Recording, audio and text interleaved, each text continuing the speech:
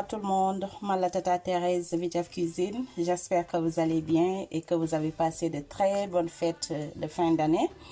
Aujourd'hui, on vous présente du riz gras avec du poisson. Chez nous, on l'appelle du tchèp rouge. Mais aujourd'hui, on fait une petite différence, c'est-à-dire on va faire du tchèp rouge avec de la sauce diaga. La sauce diaga, c'est la sauce avec de petites boulettes et de la sauce tomate aussi. Et pour faire notre recette, on aura besoin du poisson.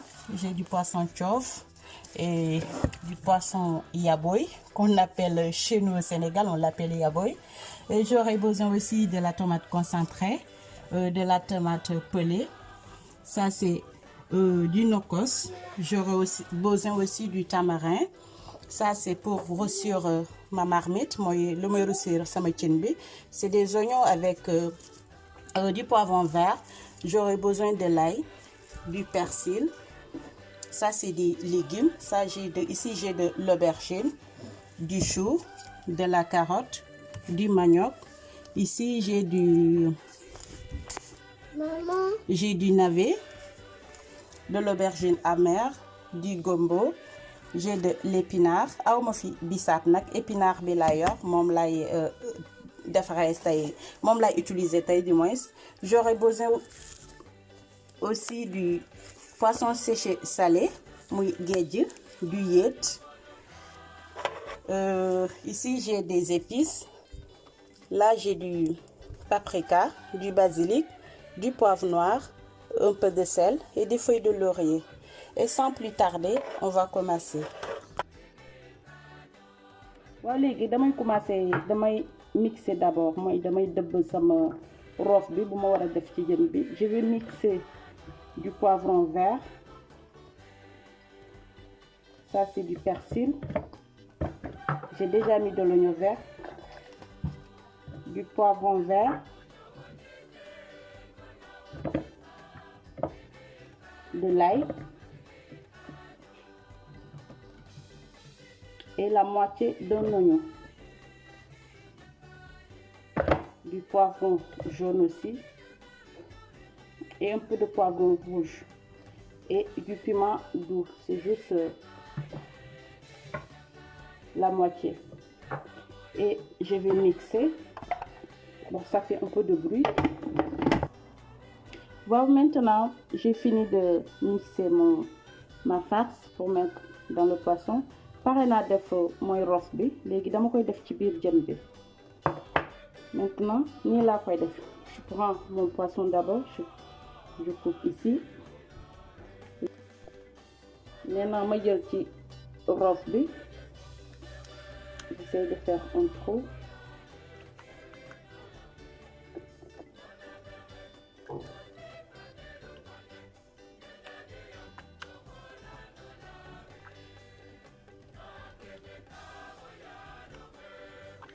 Bien introduire. Voilà. Là c'est bon. Je prends encore le couteau, je fais comme ça. Je mets les deux côtés.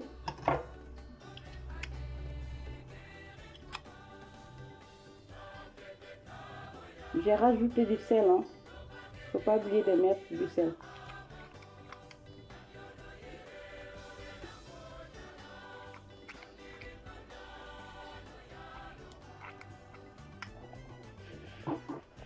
Je mets l'autre côté aussi.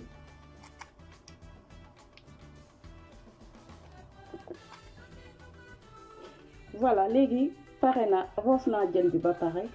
J'ai fini, j'ai déjà mis la farce dans le poisson. Il me reste ça, mais je vais le garder. Et maintenant on va procéder à la suite. Légui damay dem ma commencer roussi sama cin bi. Waa mbokk yi gis nga léegi damay ñëw rek daal di rosi sama cin. Là def naa ci dawlin. Là j'ai mis de l'huile et l'huile est déjà chaude. Maintenant je vais mettre des oignons avec du poivron vert. Là après j'ai rajouté du piment vert, c'est pour grossir et ça donne aussi le goût à mon tchèp et ça parfume aussi l'huile. Voilà.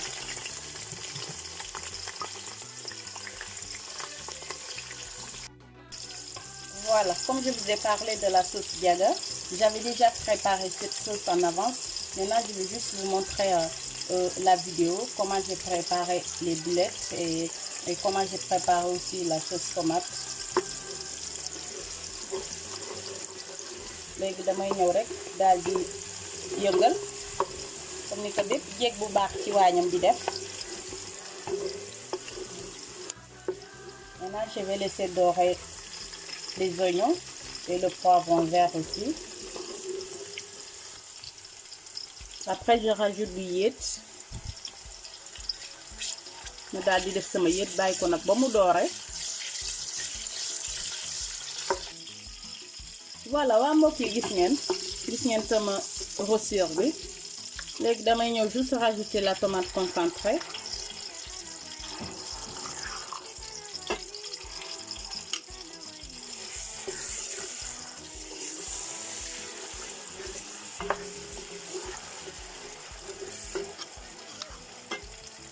ma jeeg bu jar bi neex la def nag tomate bi.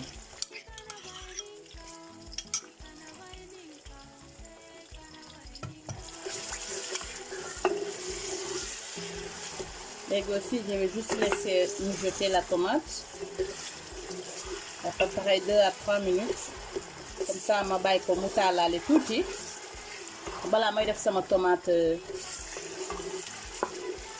njamb bi muy tomate fraîche bi. mais moom nee naa la Diaga bu toog la ñuy maye tey. Avec Vitef Cuisine tout est possible. dañuy def lu nga xamante ne pour gunge leen seeni waañ rek defar ba mu baax macha allah.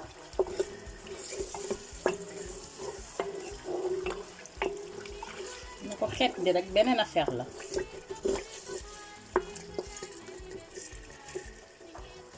après dama ci yokk juste lii moo nekkoon restant wu roos bi da koy gën a jox cafka.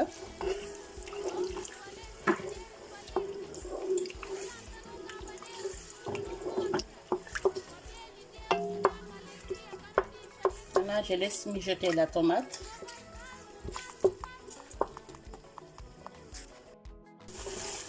waa mbokk yi gis ngeen macha allah gis ngeen suñu tomate bi dog na. léegi damay ñëw rek rajouter la tomate pelée concassée. Après je mets juste mes épices aussi.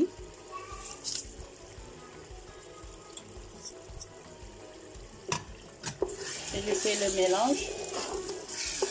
Je vais tuer tout doucement.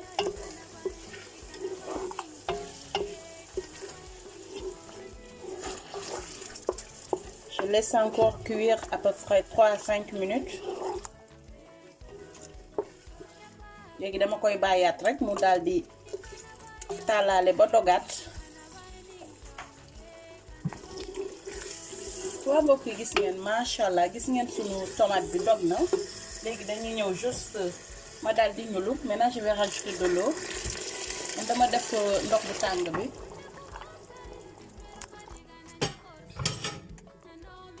waa léegi gis ngeen dama ñu liggéey ndox bu tàng bi comme ça mu gën a gaaw. léegi damay ñëw juste mettre mes légumes.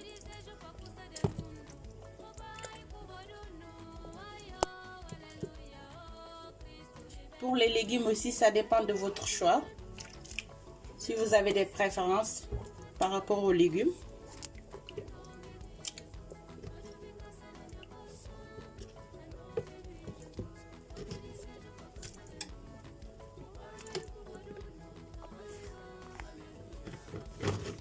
Après je mets le gombo à côté. Comme ça boo koy seppi rek doo am ay jafe-jafe mu bañ a tasaaral ci biir cin bi. Après je rajoute le poisson. nee naa leen ceebu Diaga boppu coof gis ngeen bopp bi macha allah doy na nu ko neex nag boppu jeeg la de. daal di def samay coof yu baax. diggalee ko sama cin yokk ci sama saf-safal bi nag muy yaboy nag dara dàq ko ci ceeb.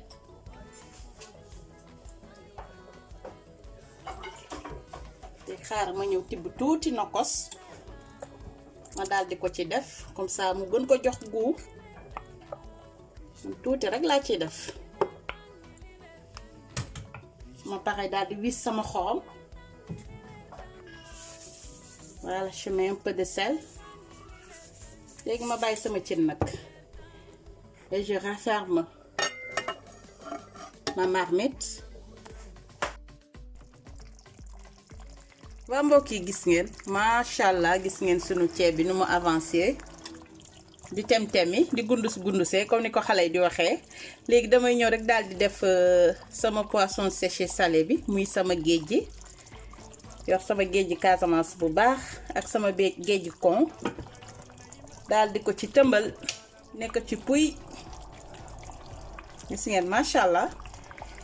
waaw bàyyi ko nag moom itamit moo ne boppam ci biir togg li bu ko defee ñu daal di seppi ndànk-ndànk fii ba ci kanam seppi suñuy légumes ak le poisson aussi. waaw mbokk yi gis ngeen léegi dañuy ñëw rek ñu seppi suñu jën yi ak légumes yi. Maintenant on va enlever le poisson.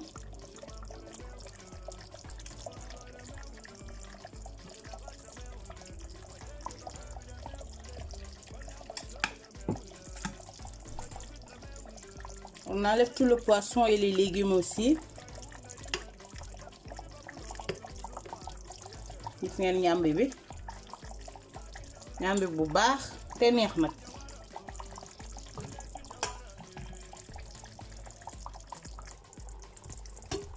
waa mbokk yi gis ngeen maintenant j'ai enlevé le poisson et tous les légumes. Ensuite je vais juste rajouter un peu d'aromagie. Je rajoute aussi du nokos avant de mettre le riz.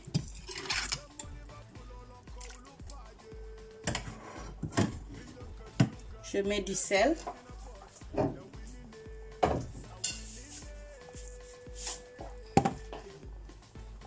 Après, je touille tout doucement. Après, je goûte pour voir si tout va bien. Voilà, c'est bon. Ensuite, je vais mettre mon riz. Léegi damay ñëw rek daal di commencer sóor.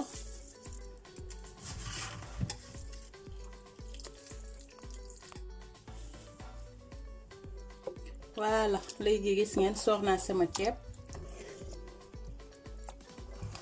Léegi par rapport au riz.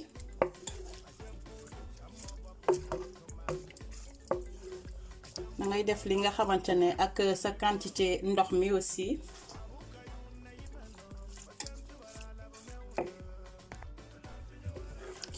Voilà léegi gis ngeen sóor naa ceeb bi. Maintenant je vais bien remuer. Après je laisse cuire le riz. léegi damay bàyyi ceeb bi mu ñor à feu doux.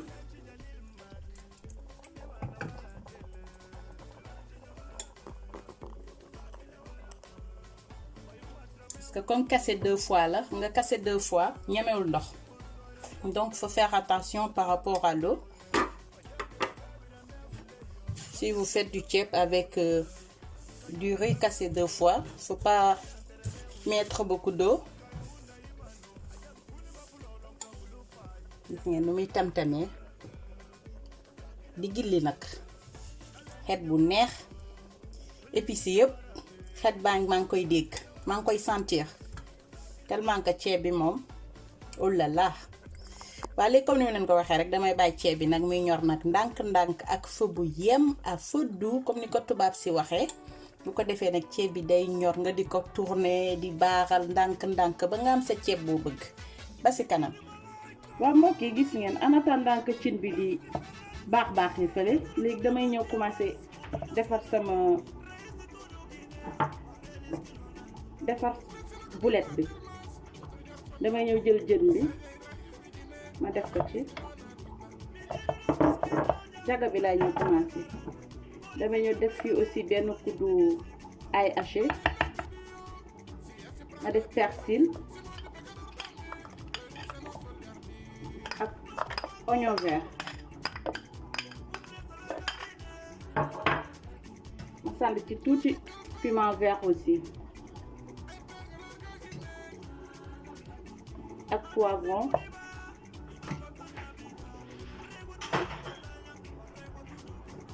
ma def tuuti sel. Voilà, là c'est bon.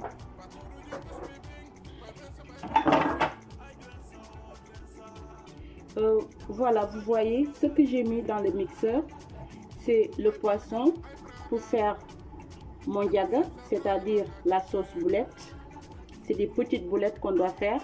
J'ai mis du poisson dedans, du persil, de l'oignon vert et du piment vert et de l'ail et un peu de sel. Maintenant je vais mixer. Voilà, vous voyez, maintenant que j'ai fini de mixer le poisson, maintenant je vais faire de petites boules, vous voyez, comme ça, pour faire mon diaga. C'est ça qu'on appelle, c'est des boulettes, mais en fait la sauce c'est sauce diaga. Waa mbokk yi gis ngeen bi ma paree mixé mooy boulette bi, léegi damay ñëw def samay boulu diaga, may def ay boule yu ndaw. Waaw gis ngeen dama diw aussi sama loxo tuuti dawlin pour mu bañ a coller. J'ai mis un peu d'huile pour éviter que ça colle.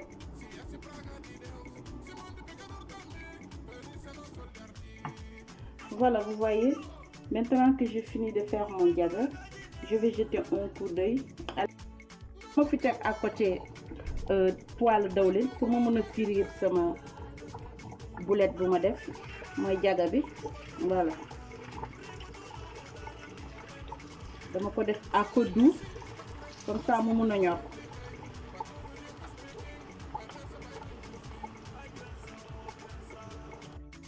Gis ngeen léegi damay ñëw defar sama diaga bi. Vous voyez, je vais préparer la sauce de boulette. Là, j'ai mis les oignons.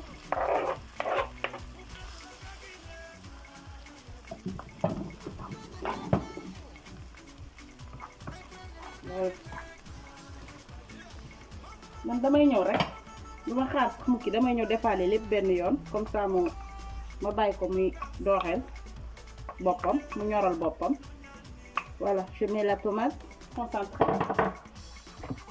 et je mélange.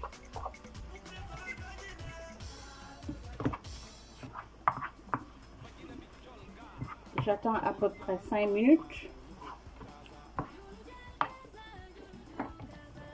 pour mettre mes crevettes. Là, je vais saler un peu, poivrer. Voilà, c'est bon. C'est une sauce simple. Là, j'attends quelques minutes. Waa mbokk yi gis ngeen tomate bi dog na, soble si lakk na aussi. Damay ñëw léegi def crevettes yi.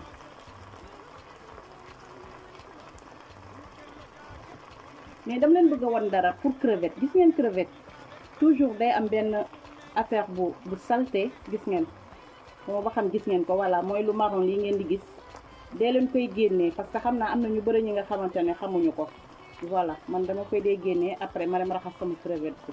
Bii rek moo ci desoon, raxas naa crevette yi yëpp, mais dama leen bëggoon wan rek bu gis ngeen. C'est pas bon.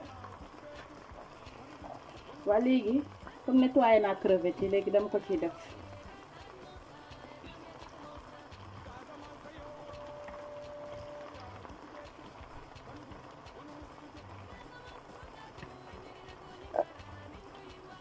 Lii nag maa def exprès ma bàyyi bopp bi pour décoration bi. Voilà, su may décorer comme ça ma utiliser ko.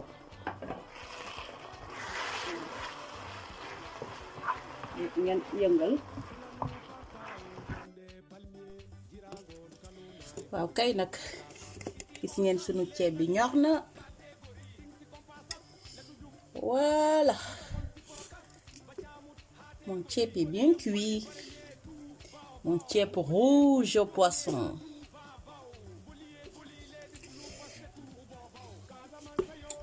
Waa léegi nag comme pare nañu dañuy daal di jékki ndànk def ko nag jékki jeeg nag maa ngi leen di tendance de gis ngeen daal di ko defar ba mu baax gis ngeen waaw gis ngeen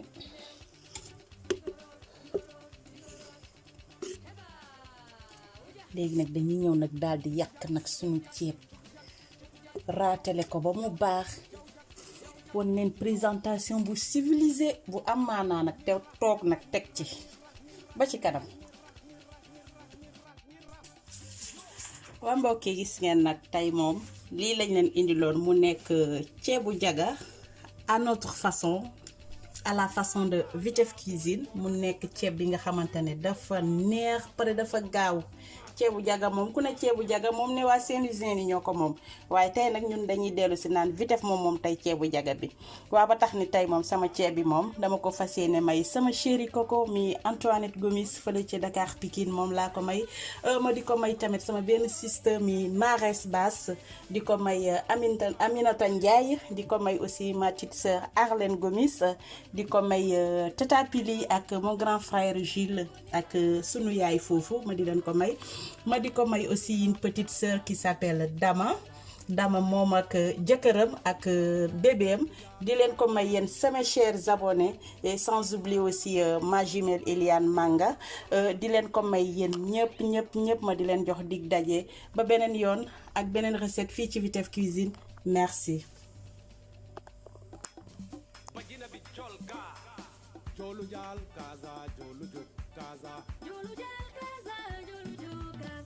Kaza man sayo